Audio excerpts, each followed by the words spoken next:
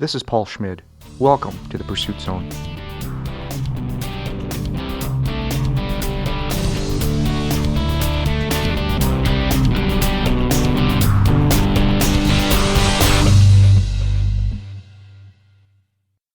After a 9,000-kilometer cycling adventure across Africa, Davey du Plessis set his sights on his next adventure, an unsupported solo source-to-sea expedition of the Amazon River. In 2012, with the first two stages of the Amazon expedition behind him, Davey set out to kayak the remaining 5,700 kilometers to the Atlantic Ocean. This final stage, however, would not be completed because Davey was ambushed in the Peruvian jungle, shot 4 times with a shotgun. He managed to escape despite his serious injuries and find help from the locals that ultimately saved his life. You can read about his incredible ordeal in his book titled Choosing to Live and from his website, daveyduplessis.com. Davey du Plessis, welcome to the Pursuit Zone. Hi there, Paul. Thank you for having me. Davey, before you got started in your life of adventure, what was it that you were doing? I kind of had this shift when I was younger where I realized I couldn't pursue the mundane task of just going into work and working 8 to 5. And I left my job, which was in the maritime industry, working on boats. And then I actually started working at a market trying to sell vegan foods or plant-based foods.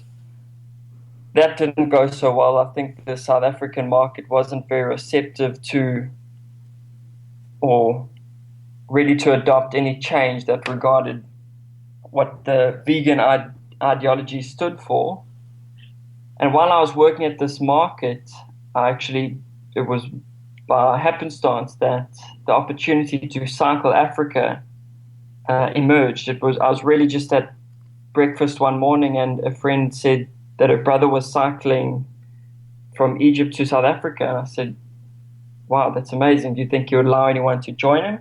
She just said, yeah, SMS him, see what he says. And I sent him a message shortly after the breakfast, and he agreed. And he said, yeah, it would be great if you could join me. And that was what kind of spurred my desire to become an adventurer. But I think prior to that, what was the driving force was that I was constantly looking for an avenue where I could promote some change, where I could promote some positive developments. And that market that I'd originally been working at wasn't really effective. And adventure started to become and transform these ideologies that I had about, mainly at that time was between human and animal relations, but adventure started to become this platform where I could promote this ideology where we could look at other animals with more of a view of equality. What was it about the Through Africa, for Africa expedition that you were helping? What was the charitable aspect of that? Well, when I'd been working at that market, a lot of the resistance came is that there was this belief that you cannot sustain or be healthy on just a plant-based diet. The adventure, the Through Africa for Africa adventure, already had a cause attached to it, which was Habitat for Humanity, where we would be addressing the housing issues faced by much of Africa. But there was also the personal goal where I kind of internalized that if I could cycle 9,000 kilometers in the 4-month period on just a plant-based diet, it would kind of give a bit of movement to say, okay, well, maybe it is possible to adopt a plant-based diet. So that Through Africa, for Africa, it had a central cause, which was representing Habitat for Humanity. And then why it had more significance to me is because it had this personal cause where everyone I'd encountered when I was working at that market was saying that a plant-based diet is just not sustainable and it does not maintain overall health. So I knew that I needed some experience behind me to kind of solidify the idea that a plant-based diet is attainable. So that's kind of what the focus for the Through Africa, for Africa trip was, both personally and as the adventure between both of us. What were the biggest challenges of the cycling adventure? I think the biggest challenges came through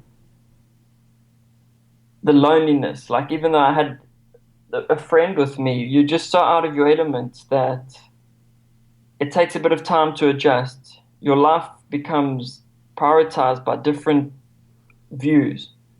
You know, for us, it was just pretty much maintaining our mileage and getting food and water every day. With those shifts of priorities, I'd get a lot of time to sit on the bike where I'd think about all these great philosophical ideas.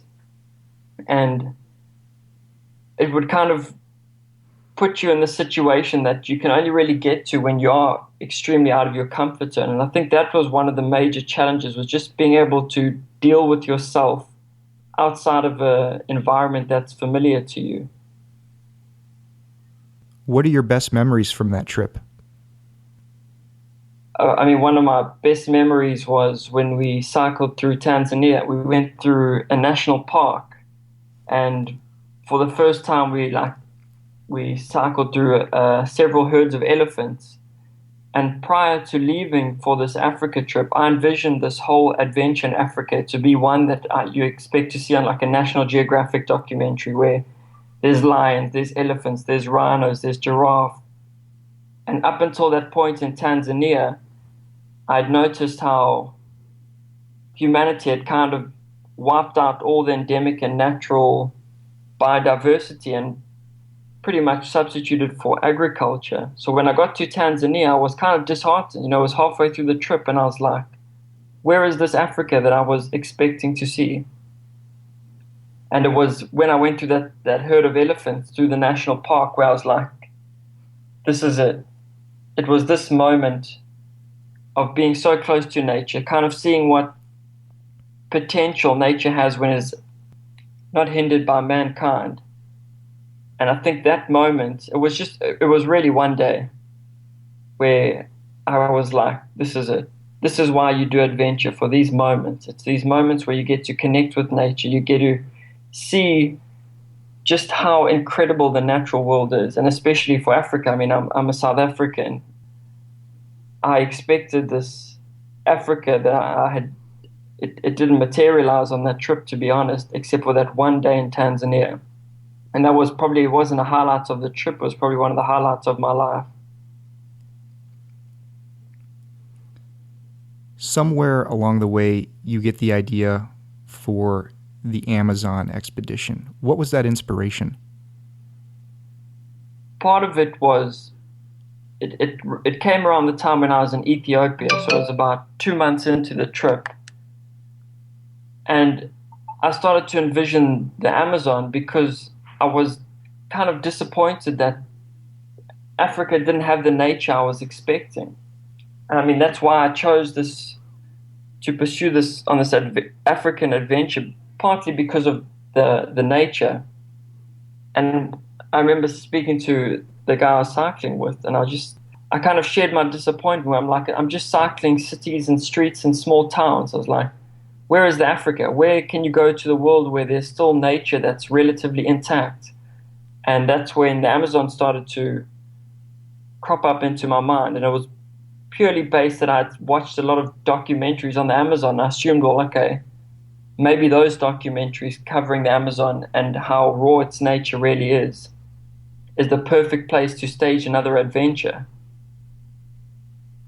I want to go back and tie up a loose end. You mentioned part of the Africa cycling trip was to test out this plant-based diet. How did that ultimately work out? To be honest, I found that I actually thrived. I mean, up until this cycle, I had never done any significant cycling in my life. To be honest, the most I'd ever cycled was 15 Ks, and that was about 2 weeks before we left to Egypt to embark on the adventure. And I had no cycling experience. I had no long mileage on a bicycle seat. I got into Egypt, and literally the first day we cycled about, it was 140 kilometers. And without having a training regime, without having any experience, I kind of, at that point, attributed the diet that I'd had this baseline of being fit. And it was partly due to my lifestyle and my diet. And I found that the further I went along the journey, that actually became quite easy, where I managed the cycling of 100 kilometers a day. That's what we were averaging. I didn't get sick. I really just ate fruits and vegetables, and I found that it provided adequate nutrition, it provided sustenance, and I was actually like, why did I even doubt this in the beginning? If it had been working for me at home for several years, why, when I go to embark on this adventure, would it fail me?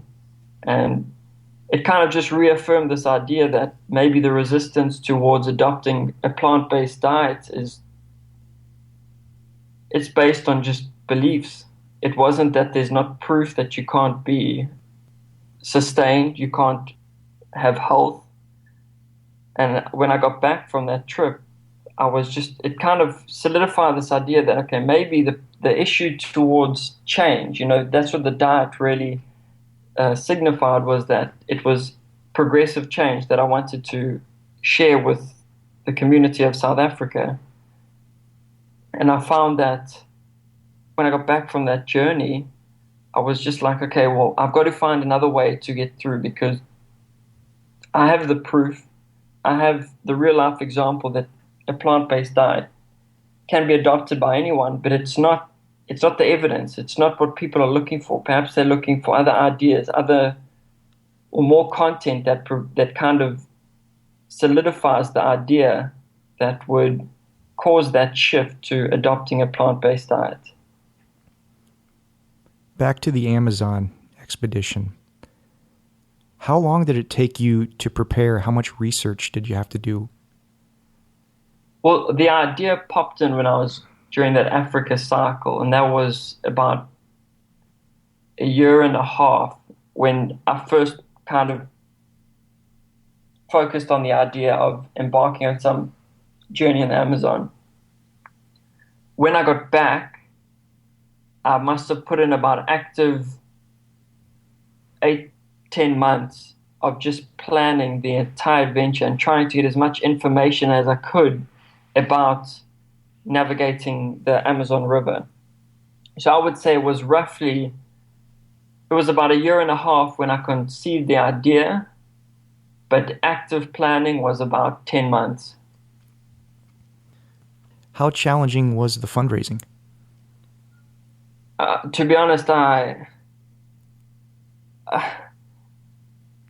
one believed in the project.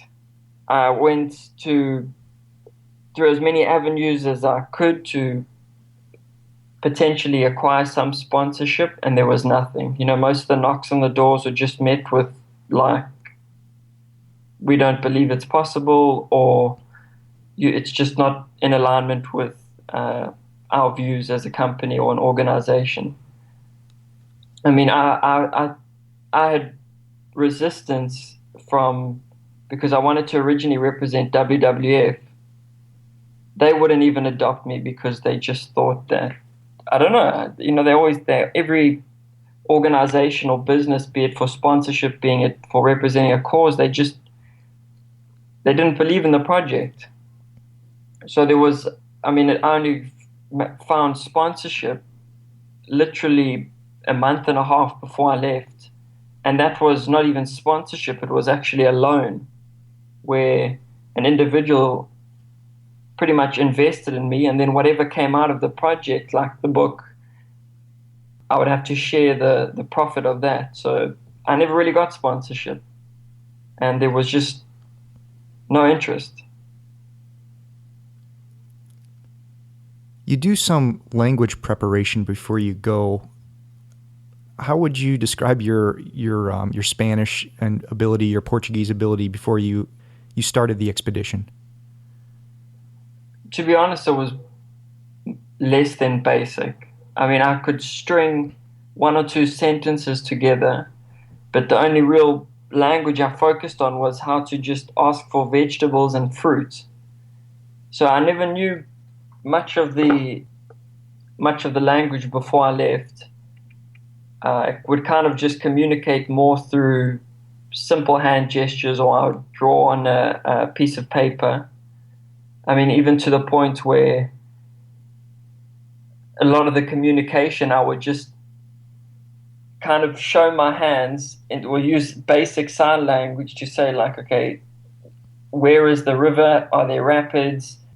Where can I sleep? You know, it was very, very basic. And it's not that I wasn't prepared. I just think, in all honesty, to pick up a language in 3 or 4 months is not easy.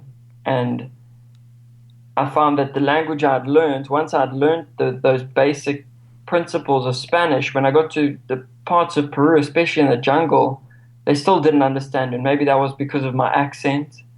So you have to, like, in those moments, the same as in Africa, you can always find a way to communicate. And I managed to communicate primarily through drawings and basic sign language. Tell me a little bit about the adventurers and scientists for conservation that you connected with, and what the work that you were going to do for them. That collaboration with adventurers and scientists for conservation came out of the result that no charity wanted to work with me. I couldn't get WWF on board, so I still wanted to be able to make this trip significant. And I actually found out about adventurers and scientists for conservation through reading Tree Hugger. And it's an American-based organization that it forms a collaboration between adventurers and scientists, as the title says. But what it really does is the adventurers who go to largely remote parts of the world connect with the organization and say, okay, well, this is my plan, this is my itinerary.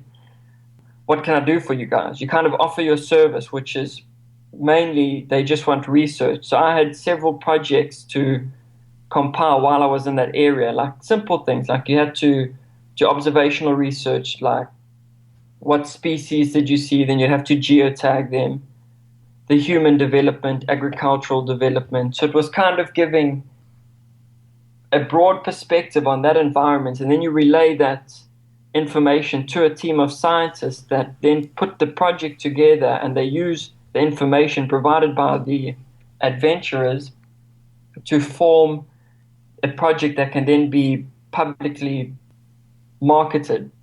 You know, so it's the adventurers and scientists is more like it's a research program where you don't have to be a scientist or anyone to partake. You just have to be someone who's enthusiastic and going to largely remote areas. You collect information, relay it to a team of scientists, and then they put the projects together. And that was ultimately the coalition I'd formed with that organization. I was one of very few individuals going through that area. And I said, listen, I'll do anything I can for you guys, just so I could make this project more impacting. And my main focus was just geotagging species and observational research. Let's get into talking about the Amazon expedition. You had it in 3 stages. The first stage was to hike to the summit of Mount Mismi. What were the challenges of that first phase of the expedition? The first challenge was definitely the altitude. I had never experienced that altitude or that cold. Well, no, to be honest, when I was 16, I attempted to climb Kilimanjaro, and I failed because I got altitude sickness. And after that, I never went onto a mountain again. When I got to Mount Mismi, I hadn't anticipated how cold it was going to be, and I'd completely forgot the effects of altitude. So those challenges were really just dealing with the cold. I wasn't prepared for the cold at all. To be honest, most of my equipment was actually geared for the warmer jungle climate. So most of the nights that I camped, I was freezing. But regarding the altitude, I found that I actually did quite okay. I didn't suffer altitude sickness. I never took any medication. I kind of just, obviously, my pace slowed down a bit, but I was actually quite amazed at how I could make progress through the mountainous terrain, especially after having that incident of the altitude sickness on Kilimanjaro when I was younger. But I would say that if anything I remember from that hike was just how bitterly cold it was. I mean, it was reaching -10, -15 degrees Celsius. And I come from a tropical place in South Africa where I've never even gone to -1. And it was that cold that, it's that bitter cold that kind of freezes your bones. That was by far the most challenging aspect of that hike. The second stage was a cycling part of the expedition. Tell me about that part. Well, with the cycling, I found that because I had that base of cycling Africa, I assumed I'd just get on my bike and I'd easily be doing 100 Ks a day. And I thought actually the easier part of the three-stage adventure. But I would say naively, I didn't take into consideration what it's like to cycle in high altitudes. So I got on my bike and I could do pretty much 30 Ks a day. I was struggling with having a bicycle that was too fully loaded with equipment. I hadn't anticipated that most of the places I'd be riding were actually dirt roads. And again, the altitude, it really took effect when I was on the bikes. And it was just, when you're cycling through the Peruvian Andes, it's constantly up and down mountains. That's it. You're just climbing or descending. There's no straight roads. And I hadn't taken this into consideration because I assumed, okay, it's 800 kilometers of a 6,700 kilometer journey. You don't pay attention to that. And especially when I had that base of the Africa cycle. And I think it was being so unprepared and kind of perhaps overconfident that materialized in making that cycle so challenging. What I anticipated to take me 1 week of cycling took me 3 weeks just because I was slow, I was tired, I battled to climb with such a heavy bike. And I think that little cycling period was one of the worst experiences I've ever had. And actually, when I finished that, I gave my bike away and I said, I never want to see a bicycle ever again.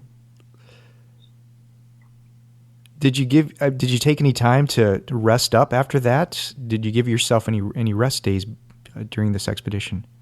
I had about a 5-day rest because once I'd finished that cycling and I got to a calmer part of the river, I then took a bus back to Lima where the plan was to post my bicycle home and get a kayak posted in. It was just, based on doing an unsupported journey, I had to figure out all the logistics myself. And that's why I had to break it up into 3 stages. And the break between each stage was kind of my rest. So I had a 5-day rest when I went back to Lima after cycling. I didn't actually have enough money to post the bike, so that's why I gave it away. And then I had the kayak sent in, and that was a 5-day period. And then I caught another bus back to where I'd finished cycling with the kayak, and I started kayaking. And then once I was on the adventure, I didn't like taking rest days because I like to be making some progress. I like to know that even if I was doing a kilometer a day, I was still getting towards attaining the objective. So the only real rests I had was in between those breaks when I had to change equipment or change the mode of transport. Davey, tell me a little about your boat. The kayak was a foldable kayak that was actually brought in from a company called Folbot. I think it's a Canadian company. And based on the logistics and the expenses, I couldn't bring in a normal fiberglass kayak, so I had to resort to a foldable kayak that was made out of a canvas sheet and an aluminium frame. I'd never kayaked one of them. I didn't even know what they looked like. It was my only option. So I had that sent in. I put it together literally the first time when I was next to the riverbank, and I got on the boat. I didn't want to plan too much because I feel that if you spend too much time planning, you never really get around to doing it. And I kind of like taking the naive approach because it felt more adventurous. It's like, I felt that if everything was planned and everything went according to schedule and your itinerary was set each day and you had specific objectives, you take away that whole appeal as to why you embarked on the adventure in the first place. So I had absolutely no experience with a foldable kayak. And to be honest, I'd never paddled a river of that magnitude. I mean, I'd done a bit of whitewater rafting when I was at school, like on part of school camps, but I had no experience. But I liked that, and I actually chose that. I didn't want to be this experienced kayaker because it then kind of paints this picture that these types of adventures are only for the reserved few who are experts in their field. So to be honest, I had no experience, but it took a few days to get used to the kayak and to get stable. But eventually I got used to it and I adjusted, and it proved to be quite an awesome craft. In the beginning, when you set out, the river is still pretty rough, and you decide you don't want to take your kayak down in hopes of in case you damage it. So you tube the river. But also during that time, you run into this German couple, and they give you some sort of warning. And could you describe briefly that meeting with the German couple? I met these two Germans who had started this organization in Peru, or specifically in the Urubamba Valley, based on they had lost their son, who had actually drowned in the stretch of the river that I was just about to paddle. And in losing their son to the river, they pretty much turned that tragedy into a triumph by coming and establishing an organization that empowers small subsistence farmers. And I met them and I told them about what I was about to embark on and what I'd done and what my complete objective was of navigating the entire Amazon River. And I noticed there was caution when I spoke to them, and eventually I realized it was because they had lost their son to this part of the river that I was just about to paddle. And they were saying, you got to be conscious and realize that this river, it may look not that challenging or not that powerful, but there is a lot of water moving in the stretch. And they were kind of just saying, don't assume that this is going to be easy. Always be aware, be conscious, put safety as a priority. And that was their one concern. And I understood that. I mean, if you had lost your son to this part of the river, now you see a young man roughly the same age as your son about to do the exact same thing, I could understand the apprehension, and I sympathized with that. And I reassured them that I'll do whatever I could to find the safest way down. And after that, they then told me that there was what Peru labels as a terrorist organization named the Shining Path. And they had been active in this area that I was in, and they were saying that the German couple had been coming to this area for the last 10 years.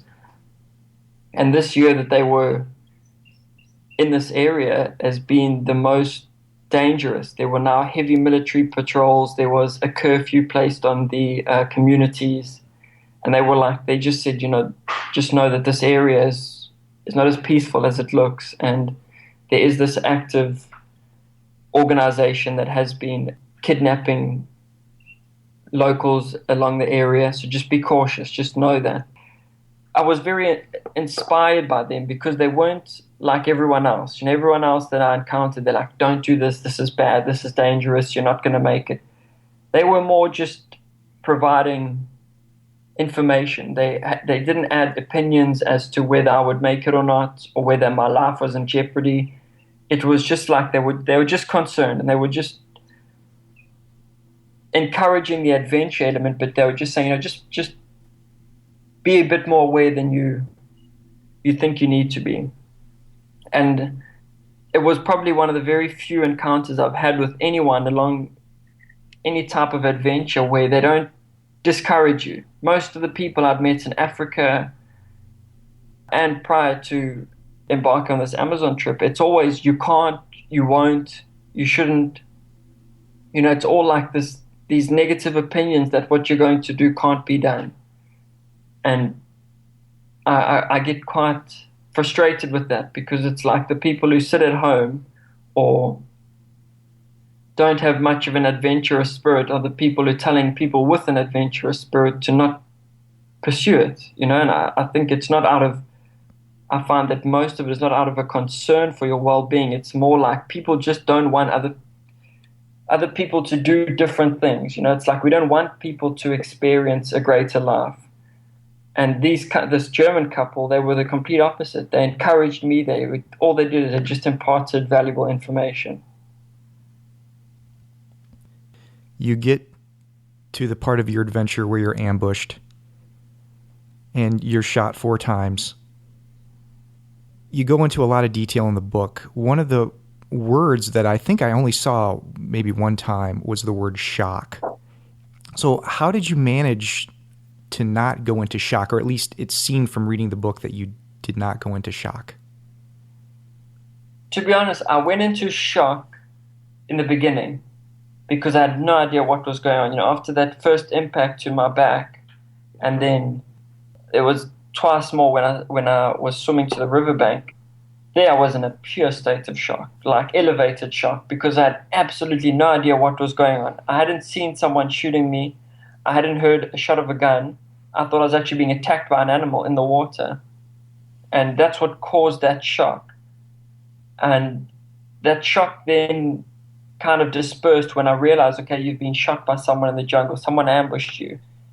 And then the shock subsided, and I kind of gave up, where I was like, well, this is the end. And when I got to that point where I kind of internalized that this is where you die,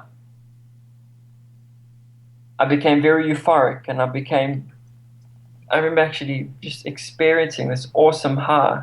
And that's what kind of transformed that shock of not knowing what was going on into then I knew what was going on. But then when I knew what was going on, I assumed, okay, this is how you die. And shock just disappeared.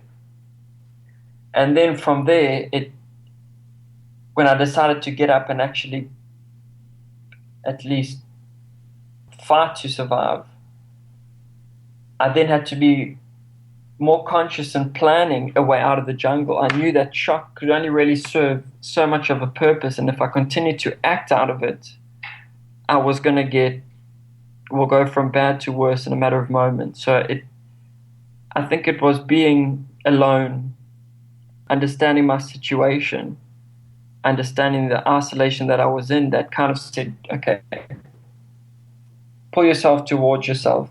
You have to consciously figure out a way how you're going to get out of this jungle. So I then became very strategic, where I started to plan and form ideas as to what I could do just to find a way out. And that I find that through this whole experience, that when you're in those moments where it's kind of like a touch and go between life and death, each moment you make a decision, and that decision kind of provides a strategy for the next moment.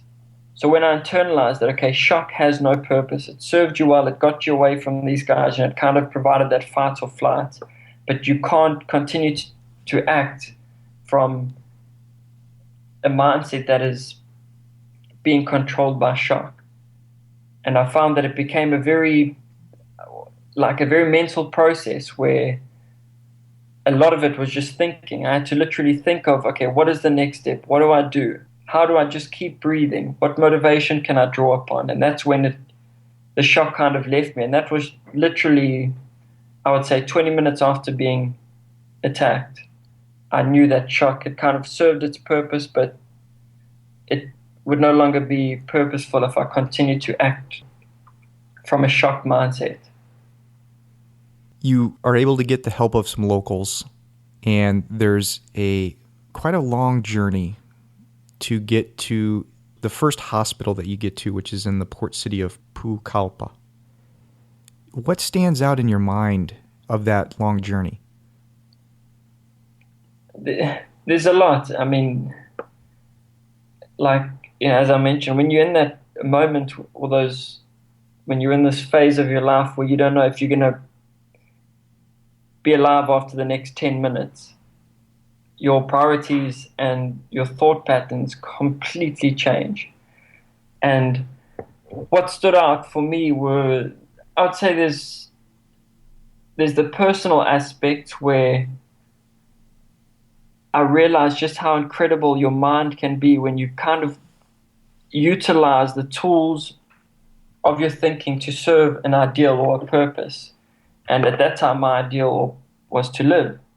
And I would draw on any form of motivation just to retain this idea that I was going to make it out of the jungle, to keep calm, to keep breathing, and to ultimately keep awake. Because at that time, I was scared that if I fell asleep, I would never wake up again.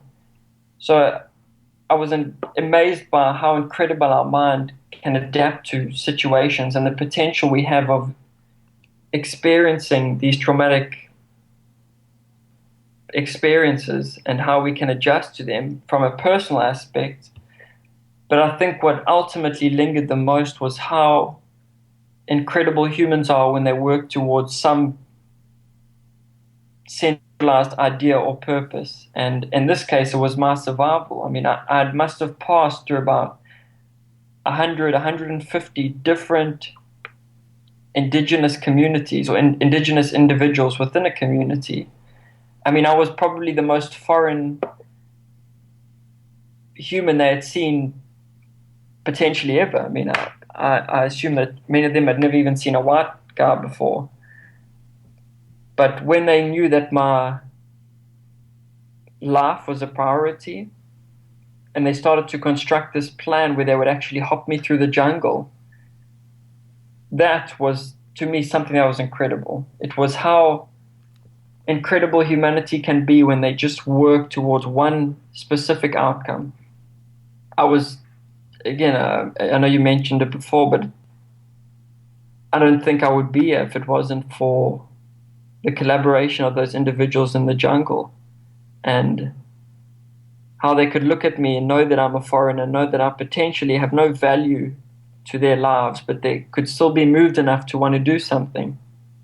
And I think that's what was probably the most powerful and lingering aspect of the journey, was just how incredible the collective mentality of humanity can be if we work towards a single idea or a single focus. Davey, how long were you in the hospital, and how are you doing today? I got to a hospital a day after being attacked, but the hospital that I got to in Pucallpa couldn't help me because they didn't have the facilities to operate. So I eventually got to a proper hospital just under 2 days after being attacked. I was in hospital for just under a month. I had sustained injuries I had punctures to the carotid artery, where I now have a stent in place. I had a punctured lung, a punctured windpipe, a punctured heart, and severe internal bleeding. The main reason why I stayed in hospital for so long was more because they wanted to monitor the shots in the heart. When I got to the hospital, because I'd already been living for 2 days with the shot in my heart, they said, okay, well, it would be a bit too invasive to now go and retrieve the shot from the heart. Let's monitor it. So they kind of put me on this monitoring schedule that went on for day after day until a couple of weeks. until they felt confident to say, okay, that the existing shots in your body and in your heart are not causing an issue. They then discharged me from hospital. When I got back to South Africa, which was a month after I got shot, I felt normal. I felt like, it was just an experience. I'm okay. And I tried to get back into my usual lifestyle and routine, which is pretty much, I do a lot of surfing and I play a lot of soccer. And as soon as I tried to get back into my old lifestyle, I started to experience problems in my spine. And I used to lose feelings from my waist down. And that was due to the impact of the shots on the spine. It actually damaged the spinal cord. And then I kind of realized, okay, you got to give your body just a little bit more time. And I pulled back from my activities and trying to readjust to my usual lifestyle. And after about 3 months, I back to normal. I feel as though I would do now just before I left to the Amazon. Well, that's fantastic, Davey. I'm glad to hear it. Davey, what do you want people to take away from your experience? The most important aspects for me were, and especially what I use as material for when I do presentations in South Africa, is to provide a sense of hope, 1. 2 is more to but to promote compassion in society. I feel like us as a society in South Africa and pretty much throughout the world, we've forgot about how important our actions are and how our actions result in ripple effects that affect humanity and the natural world. And that's where compassion has become this idea where I go to individuals and I share this story, this awesome story of survival, and just by the nature of how it happened, it's just a very cool story to listen to. But I draw focus to this idea of compassion where I attribute my life to the care and concern of others, and I kind of bring that back to a societal level where I try to usher the importance of realizing that we have the potential to make a change in someone or something else's life. And I believe that society needs a reminder that we have become a bit drifted. Our driving force has become these ideas of self, where it's all about self-worth and self-praise, and all we really care about is how we as an individual can get through this life. I bring in compassion because I think compassion starts to create this cognizance of taking into consideration that you are part of a community and that your actions are not just about you and about you achieving your desired outcomes. Where compassion comes in is you look at it and you realize that you have that potential to alter the circumstance of someone else's life. And I think that has become the most important message that resonates from this experience is compassion, and to continually provide an influential factor to remind society that we need to look at what drives us. Why are we doing what we're doing? Is it all because of us, because of who I can be, what I can get, or are we looking at what drives us from the point of view that we have the ability to impact on other life forms? And I would say that if there's anything I could leave, it would just be to look at what drives you as an individual. Is it those desires of the ego, of the self, or could it be substituted with compassion, where you start to care about more than just you or your family or your dog and your cat, where you actually start to care about a global community and you start to care about other animals and trees and plants? And I think that's only really possible when society starts to be driven by this idea of compassion. Let's talk about the book for a moment, Choosing to Live. First of all, I want to say congratulations for getting that published. I read it. I thought it was fantastic. I mean, it's you can't put it down once you get started. You did an absolutely fantastic job on it. Thank you.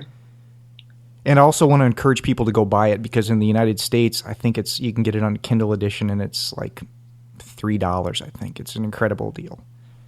I think you should raise the price, Davey. I had the price raised, but I dropped it for about 2 months, just as like a special.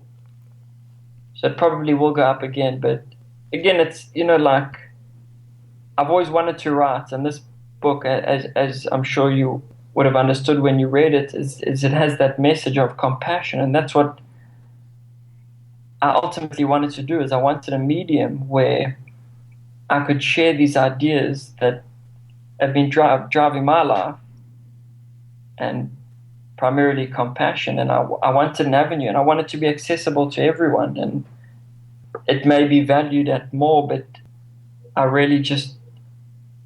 I think we need more sources of information and reading material that promotes these ideas and humanity. And that's probably why it seems so cheap for you also. How long did it take for you to write it? It took about 10 months, and then I'd say another 2 months of editing. But writing has kind of been my therapy. And I was writing about what happened pretty much a week after I got to hospital. It was my way of internalizing what had gone on, understanding it. So I had most of the material written within 4 months, but then obviously to provide more of a story, it took another 4 months. And then after those 8 months of having written all the information, it then became editing and structuring and making it. I didn't want to make it just this linear story where it's like this guy goes to the Amazon, X and X happens, he gets shot, X and X happens, and then he comes out and he lives. I wanted it to be almost like engaging, and I wrote it from the perspective of how I'd like to see it as a movie, where it kind of grips you. I mean, I'm sure you've read in those first 2 chapters, you kind of thrown right into the heart of the experience. And then you pull out and you start to understand a bit about the character. You start to understand about the journey, why he was there in the Amazon. But from what I gather, even 12 months to do a book is a relatively short time. Davey, what's next for you? The next adventure that has been planned is January 2015. I plan to pedal across the Atlantic Ocean, where I'm getting a boat built in South Africa. It's like a specialized pedal boat. The idea is to cross the Atlantic and then from there cross the Pacific, cross the Indian, and kind of do a round the world trip from Cape Town to Cape Town, but broken into 3 stages over 3-year periods, and each stage is broken up by the different ocean passage. That's the plan, the idea. The boat is being built. But again, it's, adventures, it's become my form of activism, where I get to promote these ideals that I believe that society needs to acknowledge or at least embrace. And that's what adventure is. It's a privileged platform to promote something that's bigger than you are, or that has a collective ideology. So that plan to cross the 3 oceans in 3 years is all geared towards promoting this cause, where I am aiming to get individuals to donate actions, to look at how our lifestyles and how improvements to our lifestyles could potentially have significant positive results on environment, on diet, on the animals we eat. So this idea, this adventure, is really, it's just an avenue to promote a cause. It's to kind of promote something I live my life towards, in which I hope to make a prolific ideology in society. How can people contact you if they want to learn more? I have my website, which is daveyduplessis.com. That's spelled DAVEYDUPLESSIS.com.